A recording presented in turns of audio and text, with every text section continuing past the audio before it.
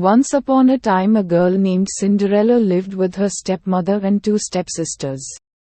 Poor Cindrella had to work hard all day long so the others could rest. It was she who had to wake up each morning when it was still dark and cold to start the fire. It was she who cooked the meals. It was she who kept the fire going. The poor girl could not stay clean from all the ashes and cinders by the fire. What a mess!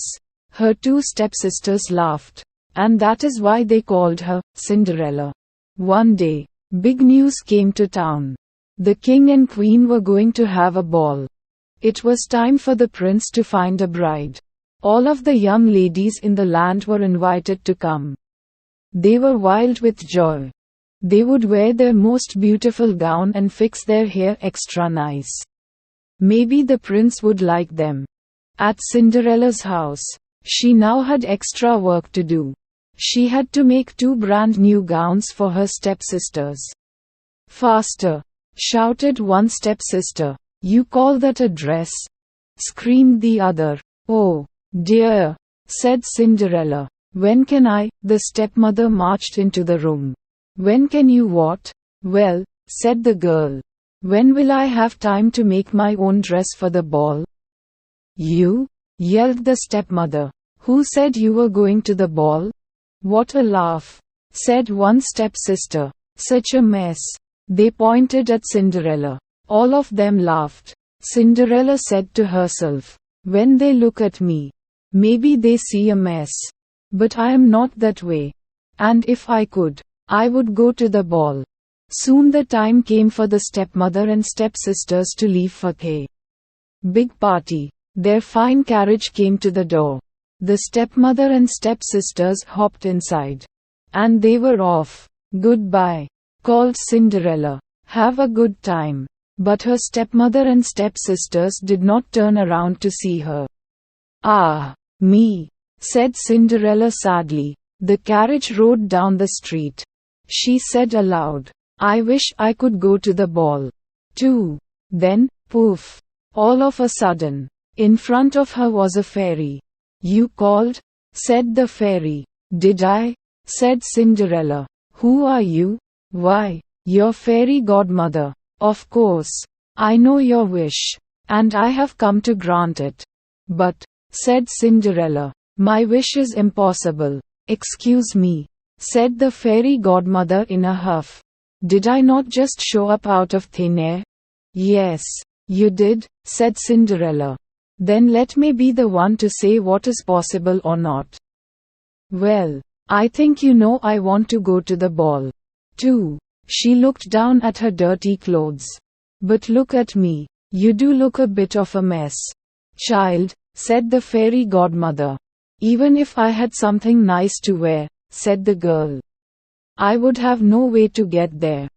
"Dear me, all of that is possible," said the fairy. With that, she tapped her wand on Cinderella's head. At once, Cinderella was all clean. She was dressed in a beautiful blue gown. Her hair was set up high on her head inside a golden band. "This is wonderful," said Cinderella. "Who said I was done?" said the fairy godmother. She tapped her wand again. At once, a beautiful carriage came to be, with a driver and 4 white horses. "Am I dreaming?" said Cinderella, looking around her. "It is as real can be," said the fairy godmother. "But there is one thing you must know." "What is that?" "All of this lasts only to midnight. Tonight, at the stroke of midnight, it will all be over. Everything will go back to how it was before. Then I must be sure to leave the ball before midnight," said Cinderella. "Good idea," said the fairy godmother. She stepped back. "My work is done." And with that, the fairy godmother was gone. Cinderella looked around her. Did that even happen? But there she stood in a fine gown, and with a golden band in her hair. And there were her driver and 4 horses before her. "Waiting. Coming," called the driver. She stepped into the carriage. And they were off. Over at the ball, the prince did not know what to think. Why do you have that sad look on your face? The queen said to her son, Look around you. You could not ask for finer maidens than these. I know, mother, said the prince. Yet he knew something was wrong. He had met many of the young women. Yet after he said, hello, one by one, he could find nothing more to say. Look. Someone pointed to the front door. Who was that? All heads turned. Who was that lovely maiden stepping down the stairs? She held her head tall and looked as if she belonged. But no one knew her. There is something about her, said the prince to himself. I will ask her to dance. And he walked over to Cinderella. Have we met? Said the prince. I am pleased to meet you now, said Cinderella with a bow. I feel as if I know you, said the prince. But of course, that is impossible. Many things are possible, said Cinderella, if you wish them to be true. The prince felt a leap in his heart. He and Cinderella danced. When the song was over, they danced again. And then they danced again. And yet again. Soon the other maidens at the ball grew jealous. Why is he dancing all the time with her? They said. How rude. But all the prince could see was Cinderella. They laughed and talked. And they danced some more. In fact, they danced for so long that Cinderella did not see the clock. Dong, said the clock. Cinderella looked up. Dong, went the clock again. She looked up again. Oh, my, she cried out. It is almost midnight. Dong, rung the clock. Why does that matter? Said the prince. Dong, called the clock. I must go, said Cinderella. Dong, went the clock. But we just met, said the prince. Why leave now? Dong, rung the clock. I must go, said Cinderella. She ran to the steps. Dong, said the clock. I cannot hear you, said the prince. The clock is too loud. Dong, rung the clock. Goodbye, said Cinderella. Up the stairs she ran. Dong, went the clock. Please, stop for a moment, said the prince. Oh, dear, she said as one glass slipper fell off her foot on the stair. But Cinderella kept running up. Dong, said the clock. Please wait a moment, said the prince. Dong, rung the clock. Goodbye. Cinderella turned one last time. Then she rushed out the door. Dong. The clock was quiet. It was midnight. Wait, called the prince. He picked up her glass slipper and rushed out the door. He looked around but could not see her blue dress anywhere. This is all I have left from her, he said. Looking down at the glass slipper, he saw that it was made in a special way, to fit a foot like none other.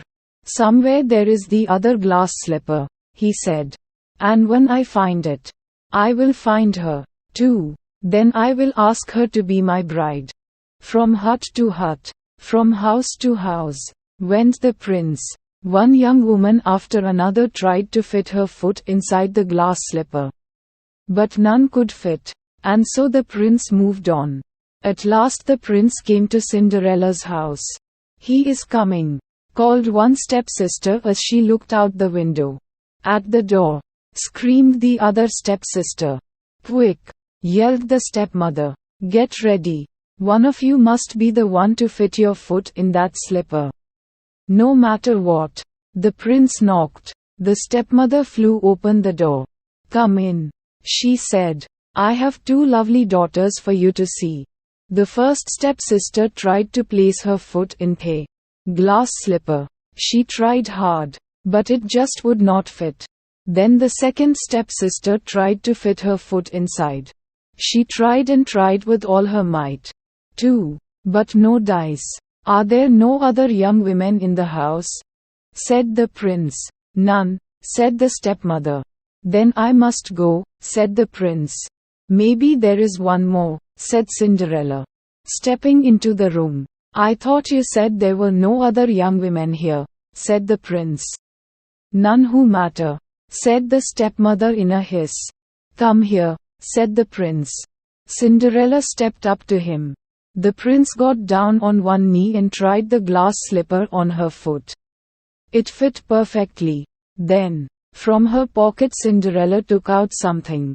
It was the other glass slipper. "I knew it," he cried. "You are the one." "What?" shouted a stepsister. "Not her," screamed the other stepsister. "This cannot be," yelled the stepmother. But it was too late. The prince knew that Cinderella was the one. He looked into her eyes. He did not see the cinders in her hair or the ashes on her face. "I have found you," he said. "And I have found you," said Cinderella. And so Cinderella and the prince were married. And they lived happily ever after.